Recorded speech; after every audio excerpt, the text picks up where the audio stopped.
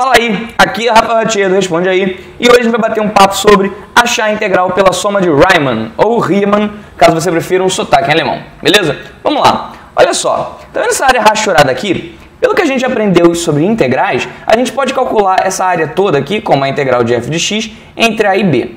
Só que como essa áreazinha aqui é curva, eu não consigo, olhando, calcular direto, só fazendo integral. Mas aí eu não quero usar integral, como que eu posso fazer para calcular essa área? Bom, eu vou te dar uma ideia. Que tal você dividir essa área em vários retângulozinhos de bases iguais, tá? E somar depois a área desses retângulos?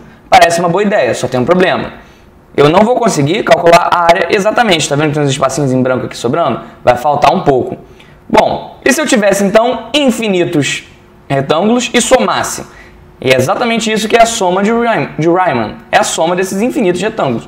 A gente escreve essa soma dessa forma aqui. A soma é isso aqui, tá?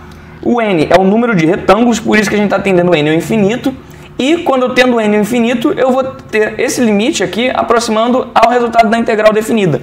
Tem duas formas, inclusive, da gente calcular. A gente pode calcular pela esquerda, tá? Onde a gente subestima a área, porque a gente não está contando com esses pedacinhos em branco. Tá? Ou pela direita, onde a gente superestima a área, porque a gente está contando uns pedacinhos a mais. Como que você sabe qual é qual? Só você olhar para a altura de cada retângulo. A altura que está tocando aqui é a altura sempre à esquerda dos retângulos. E aqui é sempre a altura à direita que está tocando na função, tá? Ó, tocou aqui e tocou aqui. Show de bola! E como é que a gente vê isso em exemplos? Olha só, eu vou começar pela esquerda. Exemplo 1. Minha função f de x igual a x ao quadrado. Olha só, a primeira coisa que eu quero fazer é somar isso aqui. Para isso eu vou calcular a base. Aqui já está até mostrando, tá vendo? Base 0,6 até 0,8, isso dá 0,2 de tamanho. Mas a gente poderia calcular de uma forma fácil. A gente coloca assim, base é igual a o limite superior menos o limite inferior dividido pelo número de retângulos que eu quero. Isso no final das contas vai dar o 0,2, que já dá para ver aqui no gráfico. Como que fica a soma dessas quatro áreas? Vai ficar S4 é igual a, como aqui eu estou tocando, a função está tocando com x igual a 0,6, vai ser f de 0,6, que é essa altura aqui, vezes a base, mais f de 0,8, que é essa altura aqui, vezes a base, mais f de 1,0 vezes a base, e para fechar, f de 1,2 vezes a base. Show de bola! Mas nota o seguinte, esse foi o resultado que a gente chegou. Eu posso dar uma mexidinha nisso aqui e isso vai ficar dessa forma. Olha só o que está em vermelho. O 0,6 é uma constante. O 0,8 é o 0,6 mais 0,2. O 1 é o 0,6 mais 0,4. E o 1,2 é o 0,6 mais 0,6. Então eu fixei um 0,6 aqui que é o limite inferior. E na próxima linha eu vou fazer o contrário. Eu vou somar com um termo variável. Aqui é como se eu estivesse somando com 0,2 vezes 0. E daqui eu pulo para uma vez 0,2, 2 e 3. Então, ó, deu para ver que tem um padrãozinho aqui, ó. Esse foi o resultado que a gente chegou na outra folha, só que agora eu destaquei as coisas. O que está em vermelho é fixo dentro de cada f. O que está em verde está mudando de cada f, tá? Tá indo do 0 até o 3. E aqui eu tenho constantes também, 0,2, 0,2, tanto dentro quanto fora. E aqui o meu S4, porque são 4 retângulos.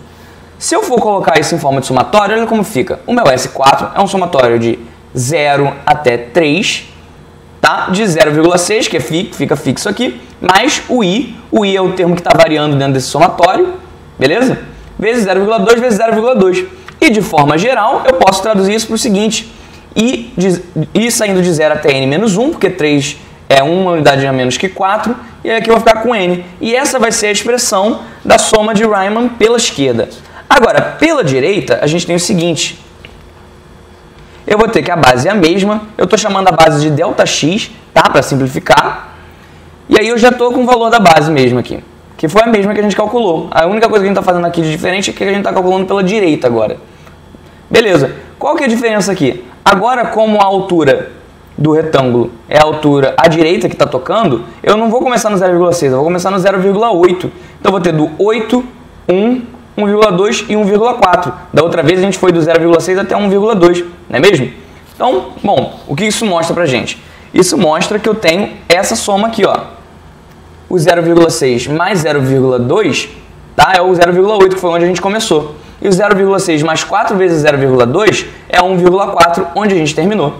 As alturas são as mesmas, tá? Então, a diferença que a gente percebe aqui é que agora, ao invés de eu ir de 0 até 3, eu estou indo de 1 até 4. Então, essa soma para essas unidades fica até bem semelhante, lembrando que eu só mudei aqui, está indo de 0 até 4, e de forma genérica eu chego nisso aqui, tá? Então, a diferença da direita para a esquerda é só aqui no somatório.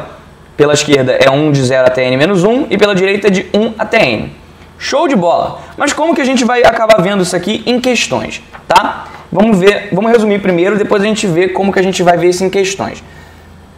Para resumir, a gente tem o seguinte: o meu limite da soma de Riemann com n tendendo ao infinito tende à integral. E isso aqui nos dá as informações para achar o Sn, tá? Pela esquerda eu vou ter essa soma. Esse A é o mesmo que esse A, é o limite inferior da integração, tá? O B ele vai entrar na expressão do ΔX, que é a base dos retângulos. E a diferença da fórmula pela esquerda e pela direita é só quem está aqui em cima e embaixo do somatório. Quem está aqui dentro tem a mesma cara, ó, f de A mais I ΔX vezes ΔX, tá? Ok, vamos ver agora como que isso aqui cai em prova. Bom, a gente estava fazendo exemplo com f de x igual a x ao quadrado, então eu estou mantendo o exemplo. A gente tinha essas duas formas de calcular. Os limites de integração são esses. Show! O que eu quero então é calcular, vou fazer pela esquerda. Na verdade nem importa qual que eu vou fazer, tá? Eu posso fazer pela esquerda ou pela direita, que tanto faz. Então eu vou só pensar no somatório, por enquanto, e eu vou fazer o seguinte: Sn é igual a somatório, vou deixar isso escrito, tá? De f de A mais I ΔX vezes ΔX. Eu quero achar essa expressão aqui dentro. E depois, se você quiser somar, você soma para um número finito de retângulos. Para achar essa expressão aqui dentro, o que eu faço? Primeiro eu vou achar o ΔX. O ΔX não é B menos A sobre N? O B é 1,4 e o A é 0,6. Essa subtração dá 0,8. E o N vai ficar indefinido por enquanto, porque ele vai entrar aqui dentro. Então, meu ΔX vai ser 0,8 vezes N. Agora, como minha função é x ao quadrado, eu quero f disso tudo aqui, f de A mais I ΔX vai ser A mais I ΔX ao quadrado. Isso aqui vai dar 0,6 mais 0,8 vezes o I sobre N. Isso tudo ao quadrado. Abrindo esse quadrado, isso vai dar 0,36 mais 0,96i sobre n mais 0,64 i ao quadrado, n ao quadrado. Só que eu estou multiplicando esse por esse cara. Então, fazendo o produto dos ΔX por isso tudo aqui, eu tenho que o meu Sn é igual ao somatório de 0,288 sobre n mais 0,768i sobre n ao quadrado mais 0,512 i ao quadrado sobre n ao cubo. Então, nas provas pode cair assim, para você pegar a função, os limites de integração e achar a soma. Aqui em cima e aqui embaixo a gente escolhe se vai ser pela esquerda ou pela direita, tá? Depende do enunciado. O enunciado pode forçar você a escrever, caso seja para a esquerda ou pela direita. Mas pode ter o inverso também. Tem uma questão onde ele te dá a soma de Riemann e você tem que achar o f de x a partir dela. Nesse aqui, o primeiro passo é você considerar que essa forma genérica e essa forma aqui são iguais. Então, eu posso pegar tudo que está aqui dentro e igualar. Quando eu pego esses dois e igualo, fica assim, beleza? O meu ΔX tem uma expressão definida, tá? O B e o A são dados enunciados, dá 1 sobre N. Então, eu substituo esse 1 sobre N aqui e sabendo que o A é 0 lá do enunciado, eu chego nessa expressão aqui, ó. A é 0 e vezes I sobre N dá isso aqui. Passando o N para o outro lado, que é o que a gente faz no último passo, eu chego a uma expressão f de I sobre N é igual a I sobre N a quarta. Colocando o 4 em evidência, eu acho uma expressão de f de x. De x é igual a 1 sobre N, f de x é x a quarta. Então tem esses dois tipos de questões. O que você acha o f de x a partir da soma, ou que ele te dá a função e quer a soma. Beleza? E é isso aí. Esse vídeo te ajudou? Responde aí.